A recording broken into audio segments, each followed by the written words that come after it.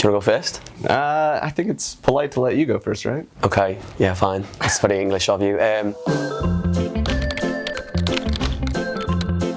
So my name's Andy. I'm from Liverpool originally in England. I have though lived in London for like 8 years and I've been living in New York for the last 3 months. All right, I'm Alex from the West Coast, primarily Seattle, and I've been living in New York for about the last 6 months, 8 months. Time flies when you're out here. How do you speak with a British accent? I mean, where'd you start with this one? Because like you gotta go hi. You go with the highs. Hi. Yeah, hi. You got the lilts. No, because like there's like dozens of different accents, as you can tell. I mean, they're gonna give me subtitles, obviously, because like, but then if you've ever watched Harry Potter, that's a good place to start, because they all speak. I say they all, like most of the kids speak with like, RP. Which is like like the Queen's English. What's RP stand for? Damn it, you put me on the spot now. Received pronunciation, obviously I'm not an advocate of that. Yeah, so the thing is, there's loads of different types of accents. So my accent is, it's quite soft these days because I've lived away from Liverpool for a few years. But it's a Scouse accent. Well, the 4 most famous Scousers in the world are the Beatles. So like, if you listen to old tapes of the Beatles, like John Lennon, Paul McCartney's talking, that's how we sounded maybe 50 or so years ago. Well, I was gonna say, like, what is the because I feel like Londoners are probably in the media the most, maybe, or maybe not. Like, I don't know how, like. Yeah. There's like again, you've got like the Cockney accents, which is what you probably used to hear years ago, which is like oh I might, and like, but that's pears and stairs. Yeah, pears and stairs. That famous saying. Do you think the spoons are over there? I mean, I don't know where that sentence came from, but like that's kind of where I would. Okay.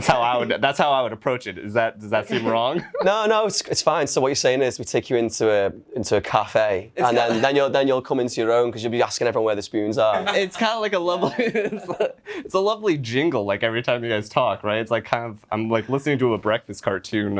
It's just like tricks. I don't know. Yeah. Why does America call it soccer? Yeah.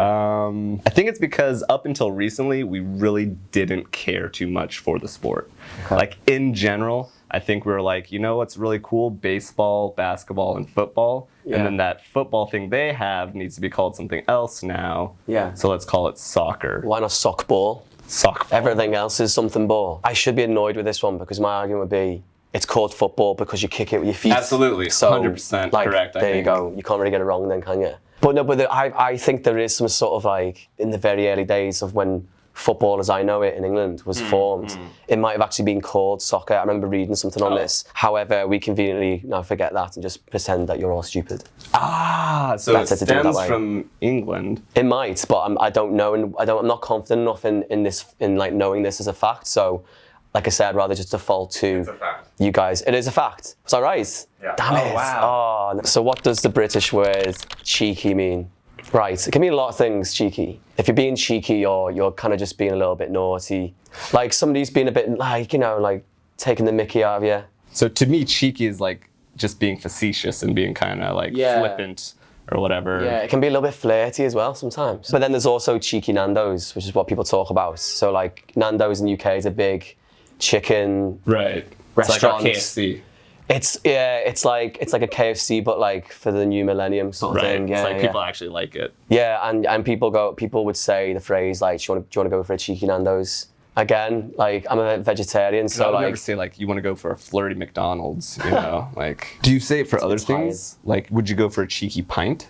Yeah, you could do. Yeah. But you normally say a quick one. Right, you go for a quick one. Like always. It's never one, right? Quick one. Like, quick one means you're carrying each other home like 5 hours later. Right. Because like I've always been under the impression that it's like they get you with the, hey, let's go out for 1 pint, just one, and then it's usually like the guy who's married or something, and they try and lure him out to the pub or something. Yeah. Why does American English drop the U? Yeah. It's superfluous. Acceptance superfluous. Oh my God, you just shattered yourself with your own example. That's brilliant. Like color. I'm not getting anything from the U in there. We're lazy. We're just a lazy people. We don't like U to be added where it's not needed.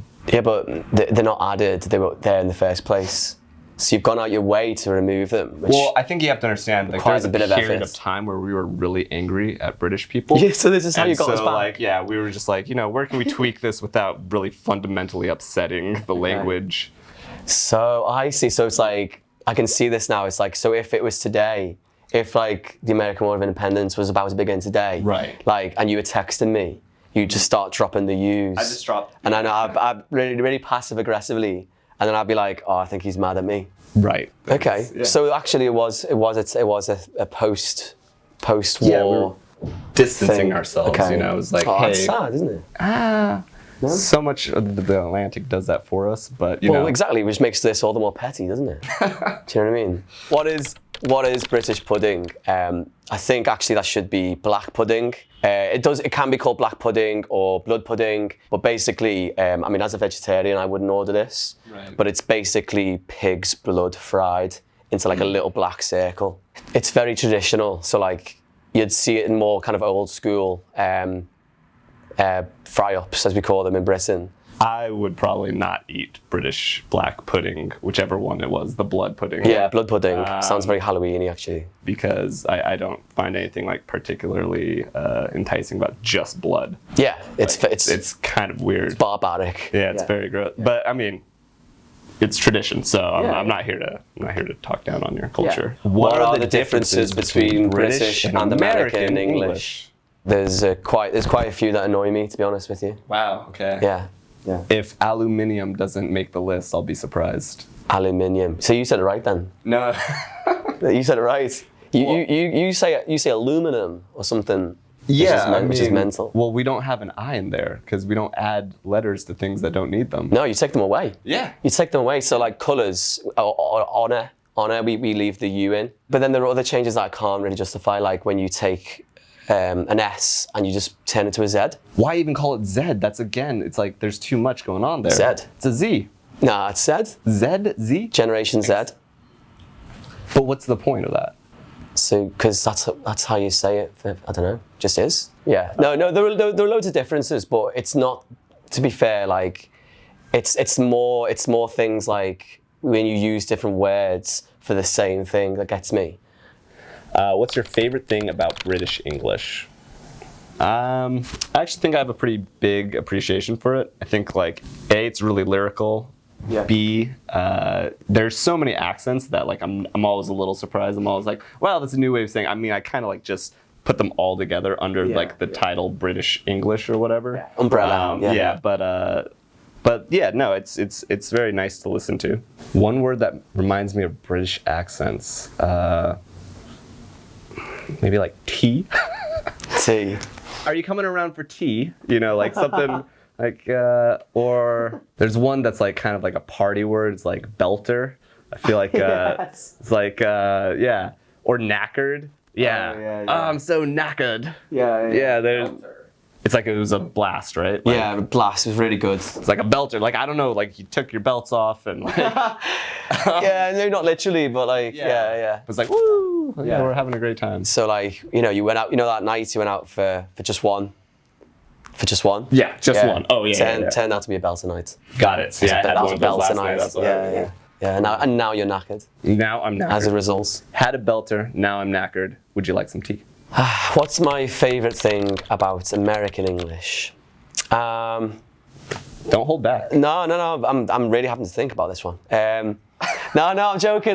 No, it's okay. So I've been lived here for a few months. I was kind of thinking like, what am I going to make of it? Because I quite like the general optimistic lilt that you all have. We have a lilt. Yeah, really? yeah. Because you're always just like dead, like optimistic and enthusiastic, and it's like have a nice day, and it feels like you mean it. And as a in New York. Yeah, like in the UK, if someone says have a nice day, that's like a threat. Do you know what I mean? Wow. Here it's genuine. I feel like the hospitality. American hospitality is famous, isn't it? Okay, so my favorite word from the American vernacular, I mean, something you must have come up with originally. I don't know, lit seems to be quite popular at the moment. Wow. I don't use it myself because, I'm not 17 years old. Right. It's crossed over to the UK, but saying like, oh, I got lit last night, it's quite fun. What about like awesome? Yeah, yeah. You know, like we would use that sparingly, so you know, you've got to kind of put that one to one side. Got it. Lit then. Lit. Yeah. Like this was lit. This was lit. Now we're knackered. Would you like some coffee? Tea. You're gonna get the spoons. I'll get it right. You get the spoons. You know the spoons. Shake hands or something. Well done. Well done. Enjoy that. Yeah. Educational. Loved it. Yeah. Brilliant.